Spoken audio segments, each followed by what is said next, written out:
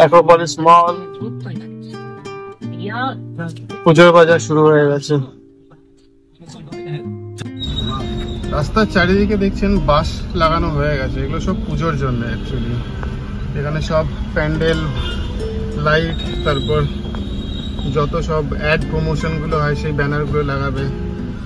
গোটা কলকাতাতেই চারিদিকেই সব বাঁশ লাগানো হয়ে গেছে। তারপরে গাছগুলো সব পাতা কেটে মানে ট্রিম করছে। আজকে দেখছিলাম গড়িয়াহাট যাওয়ার সময়, চারিদিকে দেখছেন কিরকম বাঁশ লাগানো আছে। এই যে রুবি মোড় ক্রস করছি আমরা, লাস্ট ডে আমরা এখান থেকে জাস্টিস ফর আর্টিকলের প্রোটেস্টটা শুরু করেছিলাম। এই যে এখানটায়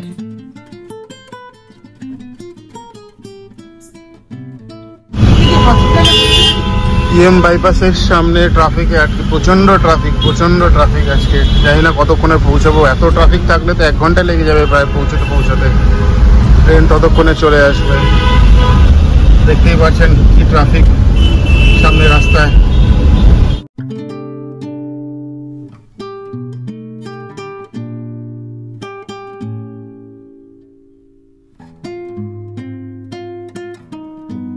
সামনে গাড়ির লাইন গুলো একবার দেখুন, কতটা ট্রাফিক, মানে ম্যাক্সিমাম ট্রাফিক আজকে। তার মধ্যে মামামের শরীরটাও ভালো নেই, শুধু বমি বলে যাচ্ছে। ডিহাইড্রেট হয়ে গেছে, ওকে নুন চিনির জল খাওয়ানো হলো, সেটাও খেয়ে বমি করে দিল। জানি না, দেখি কালকে তো পুজো, পরশুদিন যদি এরকম কন্ডিশন থাকে তাহলে একবার ডাক্তার দেখাতে হবে ওকে। একদম শরীরটা নেপেই গেছে মেয়েটা। এই হচ্ছে বেলেঘাটা মেট্রো স্টেশন।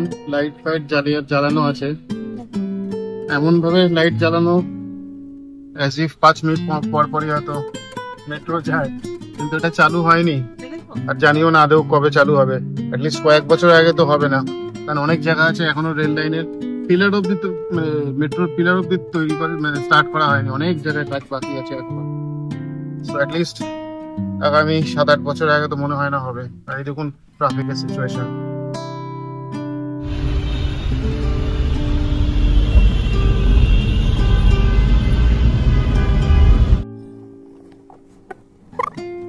এই চিংড়িঘাটা ক্রস করছি, এখনো অনেকটা রাস্তা, অনেক জানি না কতক্ষণে পৌঁছাতে পারবো। আর সবচেয়ে ব্যাড নিউজ হচ্ছে ট্রেন পৌঁছে গিয়েছে, ফোনও আসছে। এই জাস্ট ক্রস করছে চিংড়িঘাটা।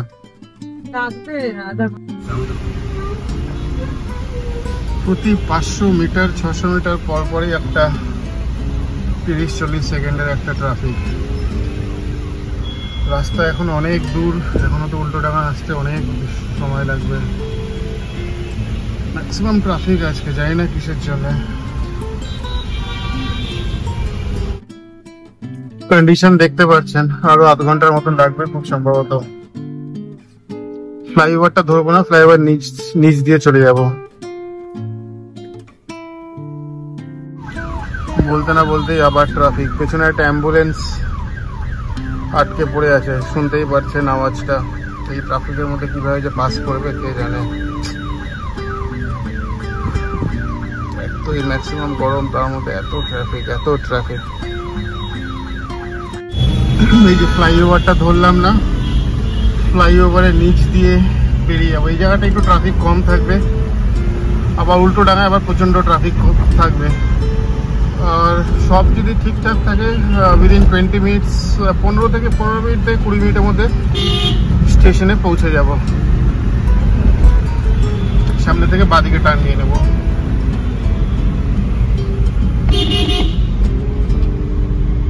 এই যে বাঁদিকে টার্ন নিলাম। ও বাবা, আমি আপনাদেরকে বলছিলাম এখানে ট্রাফিক থাকে না, দেখছি এখানেও ট্রাফিক। ঠিক আছে, বেশিক্ষণ লাগবে না। সামনে থেকে ডান দিকে উল্টো ডাঙা ঢুকে যাচ্ছে, সোজা বাঁদিকে হচ্ছে উল্টো ডাঙা স্টেশন বিধাননগর। আমি ডান দিক দিয়ে নিয়ে নেবো, আর বেশিক্ষণ না, চলে এসেছি প্রায়। স্টেশন পৌঁছে গিয়েছি, আর 1 মিনিট। অনেক লেট হয়ে গেল।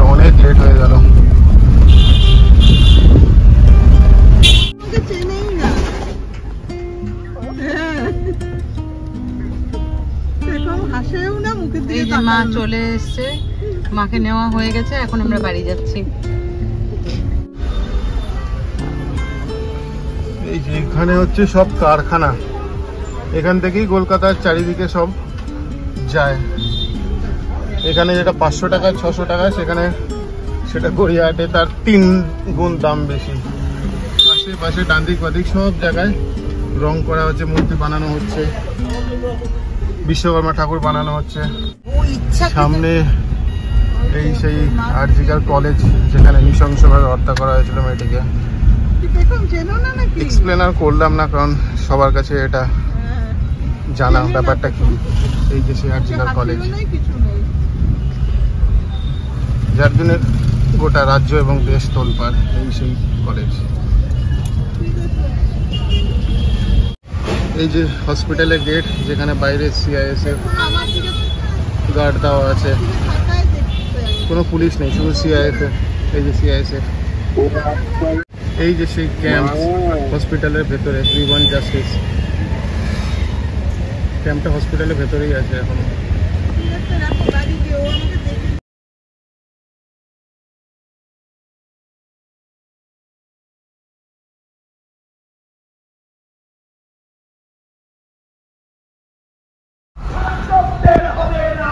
ধন্যবাদ ধন্যবাদ।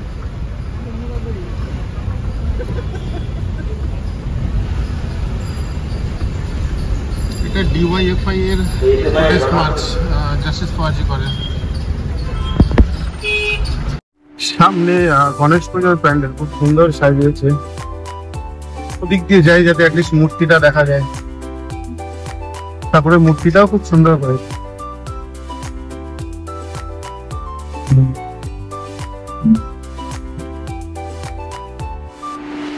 তুমি দেখো ঘুরতে হবে।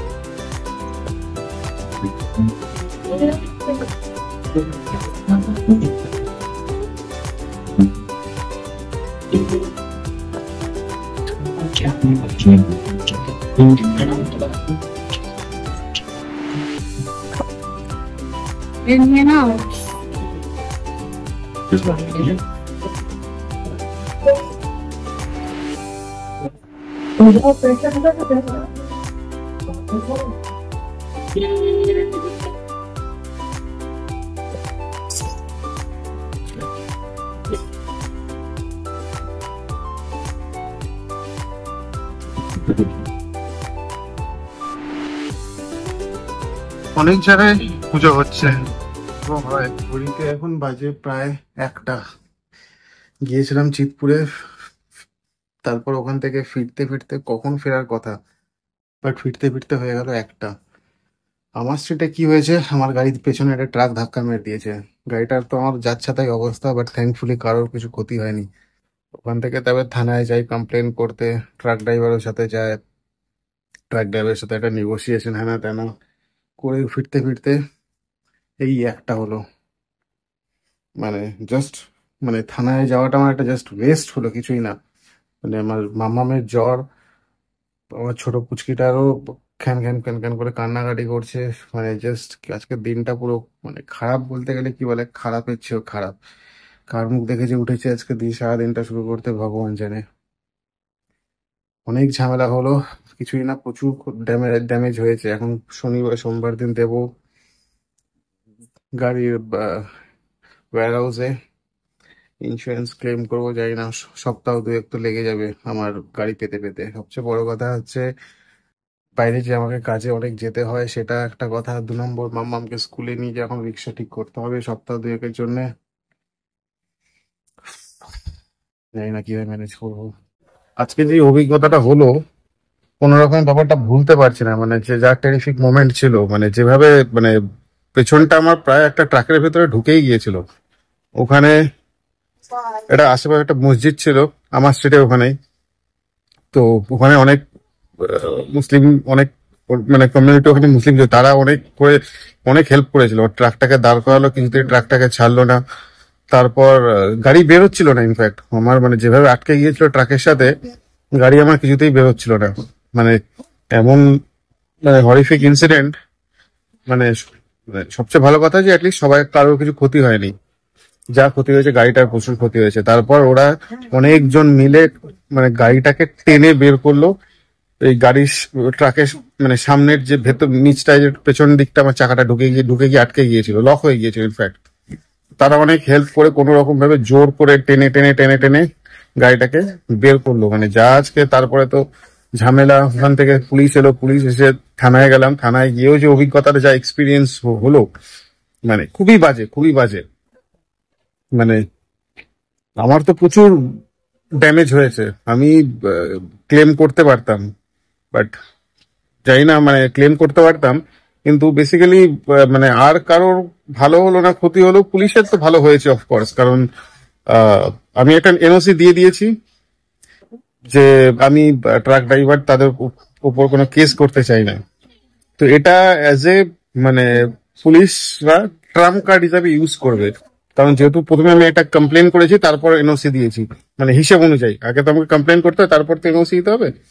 তো এনওসি দিয়েছি যাতে আমি ইয়ে না করতে পারি। তো এখন যা আমি বুঝলাম যে এনওসিটা তখনই, মানে আমি তো পুলিশকে হ্যান্ড ওভার করে দিয়েছি, এখন এই এনওসিটা হ্যান্ড ওভারটা মানে যারা ট্রাক ড্রাইভার তাকে তখনই করবে যখন পুলিশ একটা কিছু কাট ওখান থেকে পাবে।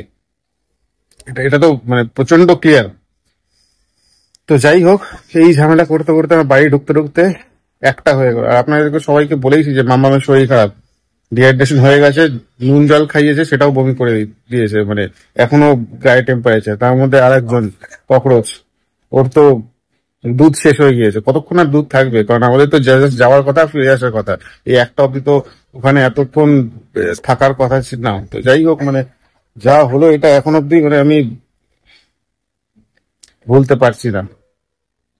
যাই হোক, আমি একবার শ্রাবণীকে জিজ্ঞেস করি ওর কি এক্সপিরিয়েন্স ছিল, ওর কি, মানে সবারই একটা নতুন প্রথম একটা এক্সপিরিয়েন্স। মানে আমার 7 মাসের মেয়েকে এই যে খাওয়ানো হচ্ছে, চেঁচাচ্ছে, রাত্রি 1টার সময় ওর খাওয়ানো হচ্ছে, নাহলে 1টার সময় কখনো ঘুমিয়ে পড়ে।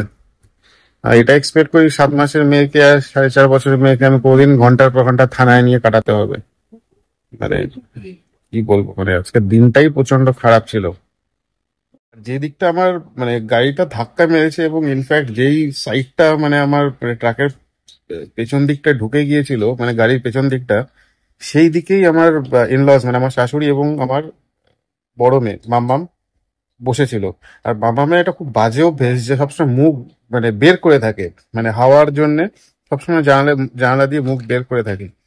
নেহাত রক্ষা যে আমার গাড়িটা একদম রেড সিগন্যালে দাঁড়ানো ছিল, আর পেছন থেকে যে ট্রাকটা এসেছিল সেও, তারও কোনো স্পিড মানে ছিল না, কারণ সেও জানে যে সে রেড সিগন্যালে এসে দাঁড়াতে হবে। এটা যদি মুভিং থাকতো তাহলে হয়তো মানে একটা বড় কোনো দুর্ঘটনা হয়ে যেতে পারতো। কারণ আমি যা বললাম যে আমার মেয়ের এই একটা বাজে অভ্যাস, মানে একটা বড় একটা কোনো দুর্ঘটনা হয়ে যেতে পারতো। মানে বিশাল একটা রক্ষা পেয়েছি সে তো অফকোর্স। আর এই যে আমি শ্রাবণীকে দেখাচ্ছি, শ্রাবণী আমার ছোট মেয়েকে খাওয়াচ্ছে, মানে এসে যে ড্রেস চেঞ্জ করবে সেটাও করতে পারছে না। মানে এই ট্রমা থেকে বেরোনো খুবই মুশকিল। এই যে আমার ইনলজ বসে আছে মামাকে কোলে নিয়ে, সেও এখনো ড্রেস চেঞ্জ করেনি। মানে এত টেরিফিক মুভমেন্ট, মানে একটা ট্রমা দিয়ে এখনো বেরোতে পারছে না। মানে একটা টাইম এমন একটা বিভৎস আওয়াজ হয়েছিল, তারপরে মানে দেখছি বাইরে বেরিয়ে দেখছি যে মানে বাইরে বেরিয়ে দেখছি কি, আমি যখন একটা বুঝতে পেরেছি কিছু একটা হয়েছে, আমি দেখি দরজা খুলতে পারছে না, কারণ আমার দরজা শুদ্ধ আমার মানে মানে গাড়িটা মানে মানে দরজা শুদ্ধ মানে একটা ট্যাপ খেয়ে মানে এমন একটা ডিসব্যালেন্স, অ্যালাইনমেন্টটা খারাপ হয়ে গেছে, কিছুতেই আমার দরজা খুলছে না।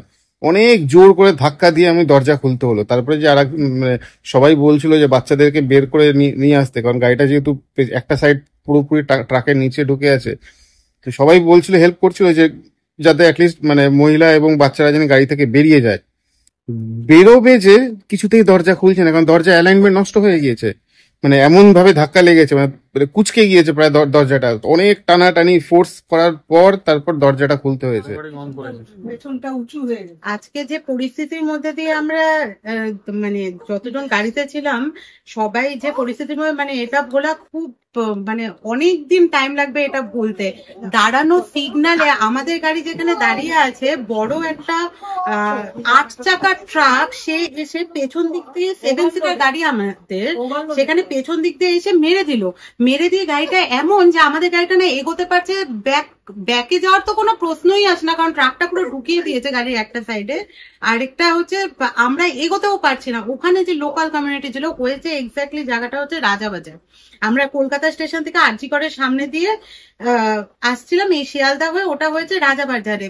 সমস্ত ওখানকার যে কমিউনিটি আছে সব, আজকে যেহেতু ফ্রাইডে ছিল, সব মসজিদে গিয়েছিল, ওখানে সবাই দৌড়ে এসছে। আমাদের দুটো বাচ্চা, আমাকে আমার মাকে তো মানে বারবার করে ওনারা খুব হেল্প করেছে, নিয়ে গিয়ে সাইডে বসানো, সবাইকে মানে জল টল অফার করা, এগুলো করেইছে।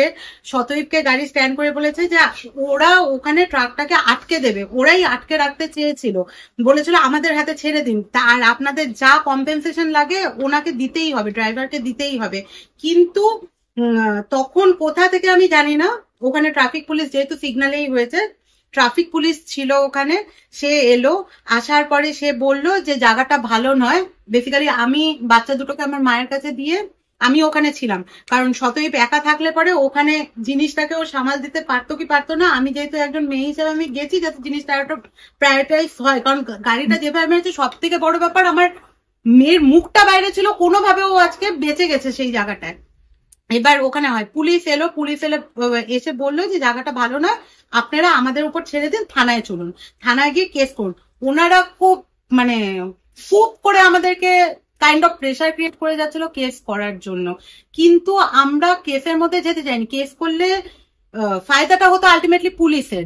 পুলিশের ফায়দা হতো এই কারণেই, কেসের নিয়ম ওনারা যা বললেন যে গাড়িটাকে ওনারা আটকে রেখে দেবেন, এটা কোর্টে উঠবে, ওদেরকে মানে যে দুজন ড্রাইভার আর খালাসি ছিল তাদেরকে অ্যারেস্ট করবে, আর আমাদের শুধু কেস একটা করে দিয়ে আসতে হবে, এটা হচ্ছে ওনাদের। তো আমরা থানায় আসতে চাইনি, ওখানকার লোকাল লোক এত যেহেতু হেল্প করছিল সেজন্য আমরা ওদের উপরেই ছেড়ে দিতে চেয়েছিলাম, ওরা সেটা শুনেনি। যাই হোক, আমাদের সাথে একজন পুলিশ গেল আমাদের গাড়িতেই, থানায় নিয়ে গেল, ট্রাকটাকেও নিয়ে এলো।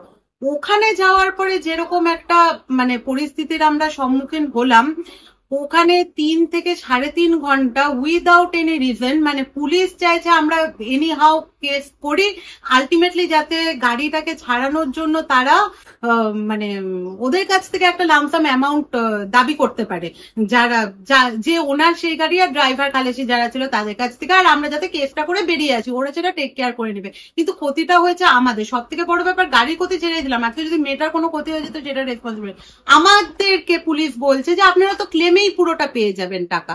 তখন আমি বললাম যে ক্লেমে যদি পাওয়ারই হয় সেটা তো অবশ্যই পাবো, কিন্তু ক্লেমের টাকা আজকে মেয়েটার কিছু হয়নি, হলে কি হতো। তখন ওনারা অন্যদিকে কথা ঘোরালেন। যাই হোক, সেটা আমি বলতে চাইছি না সোশ্যাল মিডিয়ায়। এবার সেখানে বসে থেকে বার্গেনিং বার্গেনিং বার্গেনিং চলছে। Police in the meantime কি করে যাচ্ছে, যে দুজন ড্রাইভার ওখানে ছিল তাদেরকে বিভিন্ন ভাবে আমাদেরকে ওখান থেকে সরিয়ে তাদের সাথে একটা মানে কি বলবো, একটা জায়গায় আসার চেষ্টা করছে যে তোদের নামে কিন্তু কেস দিয়ে দেবে, তোরা এবার বল মানে ওদেরকে কত টাকা করে দেব।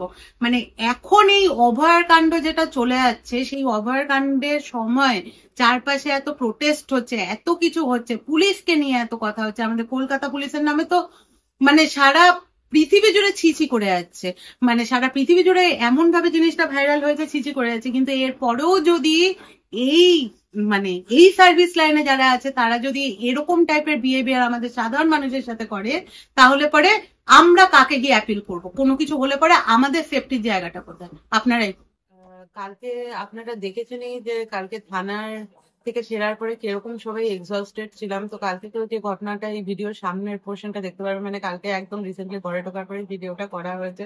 আজকে এই পুজোর ব্যাপার নিয়ে সবাই খুব এখন এক্সস্টেড। তো ব্যাপারটা হয়েছে, কালকে আমি বলেছি অনেকই কলকাতা পুলিশের ব্যাপারে।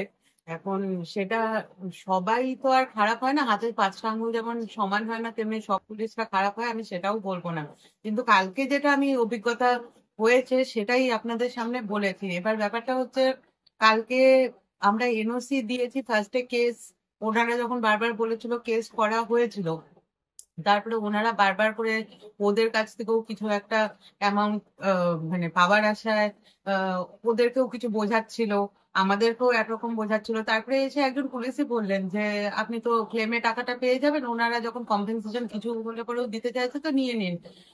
তো ওনারা কিছু কম্পেনসেশন দিয়েছে আমাদেরকে, কিন্তু সেটাতে আমাদের কিছুই হবে না। আজকেই আমরা সার্ভিস সেন্টারের কথা বলেছি, এটাতে প্রচুর টাকা দরকার, কারণ আমাকে পেছনের দরজাটা পুরো চেঞ্জ করতে হবে গাড়ির।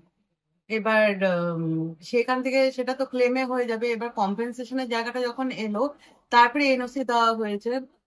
এবার সেই জায়গা থেকে দাঁড়িয়ে এনওসি দেওয়ার পরে আমরা যখন বেরিয়ে আসছি, সতর্ক যখন বলতে গেছে ওনাকে, তখন একজন মানে বলছে যে সে আমাদের এতটা উপকার করেছে, তো মানে পুলিশেরই একজন বলছে উপকার করেছে, তো তাকেও একটু দেখতে, মানে আপনারা এবার বুঝেই নেন তাকে দেখা বলতে কি।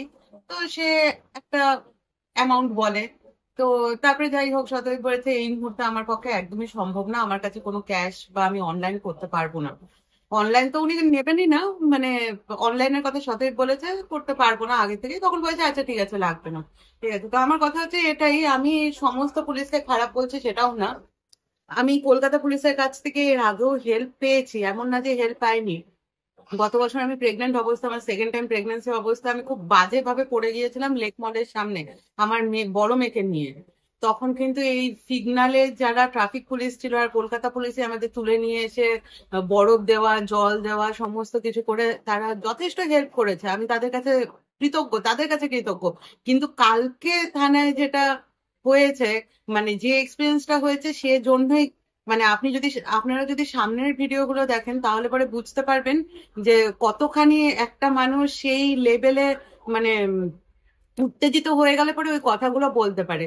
আমি মানে এখন কি হচ্ছে না হচ্ছে সেই সমস্ত সাথেও এটাকে যদি না মেলাতাম, আমি কালকে তাও ভিডিওটা বানাতাম, এমন আমি বলতাম। কারণ আহ, এই এরকম জিনিসগুলো করা উচিত নয়। পুলিশরা আমাদের কাছে এরা আছে আমাদেরকে সাহায্য করার জন্য। আমি কোনো যদি হসপিটালে যাই, ডাক্তার নার্স এরা যেমন আমাদেরকে সাহায্য করার জন্য, তেমনি পুলিশ আমাদেরকে সাহায্য করার জন্য, অ্যাডভোকেটরা সাহায্য করার জন্য, আমি নিজে জব করি, আমি আমি যাদের হয়ে কাজ করি তাদেরকে সাহায্য করে, সেটার জন্য তো আমাদেরকে আমাদের কোম্পানি টাকা দিচ্ছে, সরকার টাকা দিচ্ছে, সবাই টাকা দিচ্ছে, সেটার জন্য তো আলাদা করে তারা সাহায্য করেছে দেখে কোনো রকম কোনো একটা অ্যামাউন্ট ছেড়ে বসার কোনো মানে হয় না। সব থেকে বড় ব্যাপার, হেল্প করলে পরে সেটার কোনো সে মানে সেটার এগেনস্টে কিছু সে চার্জ করতে পারে না। আমার কথা এটাই। তো আমি আবারও বলছি, আমি এই সার্ভিস লাইন কথাটা মেনশন করেছি, কিন্তু এই সার্ভিস লাইনে সবাই যে খারাপ আমি সেটা বলবো না। ইভেন হ্যাঁ, কালকে আমি প্রচন্ড উত্তেজিত হয়ে কথাগুলো বলেছি, কিন্তু আমি যে 3 সাড়ে 3 ঘন্টা ওখানে বসেছিলাম, তো 3 সাড়ে 3 ঘন্টায় কিন্তু আমার দুটো মেয়েকেই আমাকে, যখন আমি বারবার করে পুলিশে বলছিলাম যে আপনারা দেখুন, তো ওনারা যাই করতে চাচ্ছেন তাড়াতাড়ি ছেড়ে দিন, কারণ কেসের পক্ষপাতিত্বে আমি কখনোই ছিলাম না, ওনারাই বারবার করে বলছিলেন। 3 সাড়ে 3 ঘন্টা বসে আছে, আমার ছোট মেয়ের দুধ শেষ হয়ে যাচ্ছিল, তখন ওনারাই বলে আমরা দুধের ব্যবস্থা করে দেবো, এটাও বলেছিল। তখন আমি বললাম ও তো বাইরের দুধ খায় না, মানে ওনারা ভেবেছেন কাউ মিল্ক ওকে আমি দিতে পারবো, কিন্তু 7 মাসের বাচ্চাকে আমি কাউ মিল্ক কি করে খাওয়াবো। তো ওনারা বলেছিল, তারপরে আমার বড় মেয়েকে চকলেট দিয়েছে, ইয়ে দিয়েছে, এগুলো করেছে।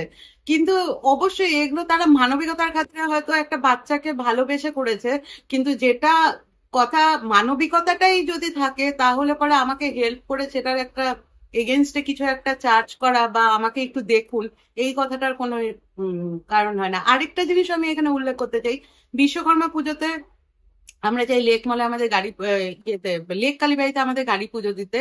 এবার সেখানে সিভিক ভলেন্টিয়াররা যারা থাকে, লেক কালীবাড়ি আপনারা হয়তো জানেন সবাই, এখানকার যারা মানে প্রচন্ড কস্টলি, ওখানে এমনি গাড়ি 4 চাকার এক ধরনের প্রাইস হয়, 2 চাকার এক ধরনের, নতুন গাড়ি এক ধরনের, পুরোনো গাড়ির এক ধরনের, এরকম ভাবে ওদের টিকিট সিস্টেম থাকে, সেটা দিয়ে আমরা পুজো দিচ্ছি। কিন্তু ওখানে গাড়ি পার্ক করানো বিশ্বকর্মা পুজোর দিন প্রচন্ড সমস্যা হয়। এবার সেই সমস্যার মধ্যে গাড়ি পার্ক করিয়ে দিয়ে তাহলে সিভিক ভলেন্টিয়ারদের সেটা দায়িত্ব যে যাতে কোনো রকম ক্যাওস না হয়, লেকালিবাড়ির উল্টো দিকে একটা বড় পুজো হয়, যাতে কোনো ক্যাওস না হয়, সবাই যাতে ঠিকঠাক ভাবে পুজো দিতে পারে, এটা তাদের দায়িত্ব। কিন্তু প্রতিবারই আমরা এটা সম্মুখীন হই যে আমাকে একটু দেখুন, যখন গাড়িটা বের করে নিয়ে আসি আমাকে একটু দেখুন। তো মানে এই জিনিসগুলো কে বন্ধ হয়তো কোনোদিনই হবে না, কিন্তু আমার বলার কথা এই জিনিসগুলো কেন হবে? তারা তো আমাদেরকে এমনি এমনি হেল্প করছে না বা কিছুই না। তো সার্ভিস লাইন কথাটা আমি মেনশন করেছি, আমি জানি এটা নিয়ে হয়তো ভিডিওটা যখন সবাই দেখবেন তখন মানে অনেকেরই অনেক রকম অপছন্দ হবে, হয়তো এটা নিয়ে কোনো রকম কনসিকুয়েন্সেস হতে পারে।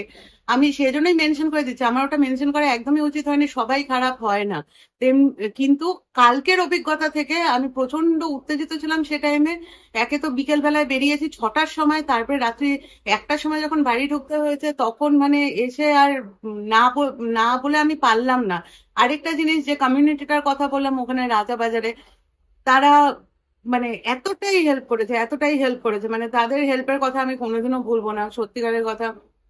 আর হচ্ছে পুলিশদেরও, তারা ওখান থেকে আমাদের গাড়িতে করে গেছে, ওখানে গিয়ে একদম, ওখানে গিয়েও মানে তারা আমাদেরকে বসিয়েছে, আমাকে বারবার করে বলেছে কোনো রকম উত্তেজিত হবেন না, আপনি ঠান্ডা মাথায় বসুন, জল খান, ইয়ে খান, পুলিশরাও বলেছে ওখানে। কিন্তু বলার পেছনে ওনারা বারবার করে এই কেসের জন্য একটা ইয়ে করা, চাপ দেওয়া, আর হচ্ছে সাথে আম, ওদেরকে এক ধরনের বোঝানো, আমাদেরকে এক ধরনের বোঝানো, এটাতেই মানে প্রচন্ড কালকে আমি অফেন্ডেড ছিলাম, আর সেজন্যই এতগুলো কথা বলা।